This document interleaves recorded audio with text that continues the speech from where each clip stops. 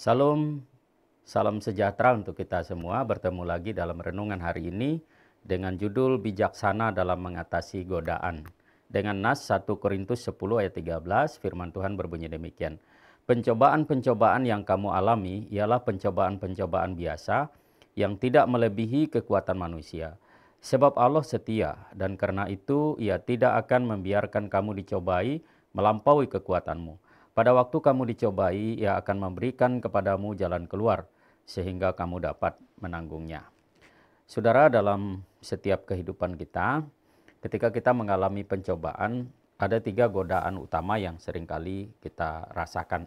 Yang pertama, kita kadang tergoda untuk menyerah dan putus asa. Kita mulai meragukan Tuhan, dan kita mulai berpikir untuk berpaling dari Tuhan. Kita merasa bahwa Tuhan seperti tidak peduli. Lalu berikutnya bahwa terkadang kita merasa bahwa ini sudah akhir dari segalanya. Seperti tidak mungkin lagi ada jalan keluarnya. Tidak mungkin lagi ada pertolongan. Sehingga disitulah titik-titik rawan di mana kita merasa terpuruk dan kita bisa putus asa. Dan itu godaan yang besar sekali dalam ketika kita menghadapi pencobaan-pencobaan. Nah, bagaimana sikap bijak kita menghadapi situasi itu? Yang pertama bahwa percayalah bahwa semua yang Tuhan izinkan itu ada suatu alasan. Jadi Tuhan punya alasan yang terbaik. Seperti dikatakan dalam Roma 8 ayat 28, kita tahu sekarang bahwa Allah turut bekerja dalam segala sesuatu untuk mendatangkan kebaikan bagi mereka yang mengasihi Dia, yaitu bagi mereka yang terpanggil sesuai dengan rencana Allah. Jadi ketika kita tergoda untuk merasa menyerah, percaya saja bahwa Tuhan izinkan itu terjadi, pasti ada kebaikan di balik semuanya itu. Tidak akan mendatangkan kehancuran, ya. Pasti ada kebaikan di balik semuanya itu.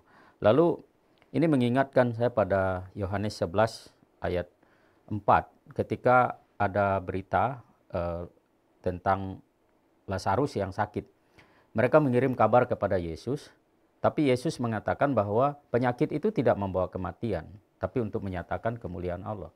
Jadi seringkali kita merasa bahwa masalah kita, pencobaan itu sudah seperti akhir dari segala-galanya. Ini seperti akan menghancurkan sama sekali. Tetapi di mata Tuhan bahwa setiap masalah orang percaya itu tidak akan membawa kehancuran, tetapi untuk mendatangkan kemuliaan Allah. Maka dikatakan dalam Yohanes 11 ayat yang ke-15 dikatakan, tetapi syukurlah aku tidak hadir pada waktu itu, sebab demikian lebih baik bagimu supaya kamu dapat belajar percaya.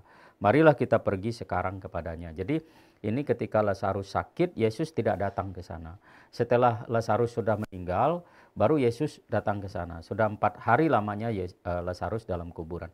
Tapi Yesus mengatakan bahwa itu jauh lebih baik, supaya mereka belajar percaya, supaya kita belajar percaya. Jadi kalau ada kesulitan, ada masalah, ada pencobaan yang berat, yang rasanya tidak mungkin ada jalan keluarnya lagi, terkadang seperti Tuhan biarkan kita menghadapi itu, karena Tuhan ingin supaya kita belajar percaya. Makin berat, makin besar masalahnya, makin besar kita bertumbuh dalam percaya.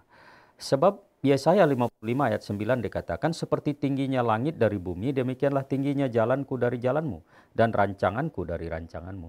Jadi kita tetap harus mempertaruhkan percaya kita, keyakinan kita bahwa pencobaan-pencobaan yang kita alami, masalah-masalah yang kita alami itu adalah masalah biasa saja. Artinya sebelum kita sudah miliaran manusia sudah mengalaminya, dan sesudah kita mungkin masih akan ada banyak orang yang mengalaminya. Oleh sebab itu ketika Tuhan izinkan kita mengalami ini saat ini, itu adalah atas rancangan Tuhan, atas keinginan, atas maksud Tuhan. Mungkin tujuannya adalah supaya ketika kita sudah melewatinya, kita sudah belajar percaya, kita punya kesaksian yang hidup, yang memberkati orang lain, yang meneguhkan. Karena kita sudah membuktikan bahwa pertolongan Tuhan itu nyata. Nah, kalau kita tidak pernah mengalami pencobaan itu, bagaimana kita bisa memberi kesaksian yang nyata bagi orang lain? Hal kedua, sikap bijaksana dalam menghadapi godaan atau pencobaan itu adalah dalam Yeremia pasal 31 ayat 3. Dari jauh Tuhan menampakkan diri kepadanya, aku mengasihi engkau dengan kasih yang kekal. Sebab itu aku melanjutkan kasih setiaku kepadamu.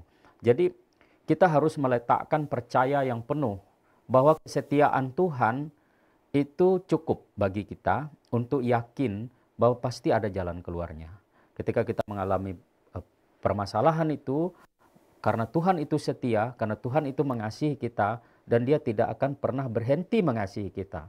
Kesetiaannya itulah yang menjamin, memastikan kepada kita bahwa pasti ada jalan keluarnya. Itu sebab kenapa ditulis juga oleh Lukas, dalam Lukas pasal 12 ayat 6, bukankah burung pipit dijual 5 ekor 2 duit? Sungguh pun demikian tidak seekor pun daripadanya yang dilupakan Allah. Jadi kita lebih mahal, lebih berharga daripada burung itu, dan dikatakan dalam Lukas 12 ayat 7, bahkan rambut kepalamu pun terhitung semuanya. Karena itu jangan takut, karena kamu lebih berharga daripada banyak burung pipit. Jadi kita diberikan kapasitas oleh Tuhan, pencobaan-pencobaan yang kita alami itu tidak melebihi kekuatan kita. Lalu Tuhan itu setia, dia pasti memberi pertolongannya, tidak akan diizinkannya kita hancur dan jatuh. Burung di udara saja, burung pipit saja, dia lindungi, dia pelihara, apalagi kita lebih berharga daripada itu. Yang terakhir, bagaimana sikap bijak kita dalam menghadapi pencobaan adalah Yeremia 29 ayat 10-11, sebab beginilah firman Tuhan. Apabila telah genap 70 tahun bagi Babel, barulah aku memperhatikan kamu. Aku akan menepati janjiku itu kepadamu dengan mengembalikan kamu ke tempat ini. Sebab aku ini mengetahui rancangan-rancangan apa yang ada padaku mengenai kamu. Demikianlah firman Tuhan, yaitu rancangan damai sejahtera dan bukan rancangan kecelakaan, untuk memberikan kepadamu hari depan yang penuh harapan. Jadi ada waktu Tuhan. Kadang kita merasa pencobaan, pergumulan kita itu terlalu panjang. Tapi percayakan saja pada waktu Tuhan. Waktu Tuhan, Tuhan selalu punya waktu yang tepat. Waktu Tuhan, dia pasti akan memulihkan karena dia tahu rancangan-rancangan terbaiknya untuk kita. Dan rancangan terbaiknya itu adalah untuk damai sejahtera, untuk hari depan yang penuh harapan. Sebagai kesimpulan, Yakobus 1 ayat 12, berbahagialah orang yang bertahan dalam pencobaan, sebab apabila ia sudah tahan uji, ia akan menerima mahkota kehidupan yang dijanjikan Allah kepada barang siapa yang mengasihi dia. Demikian, Tuhan Yesus memberkati kita semua.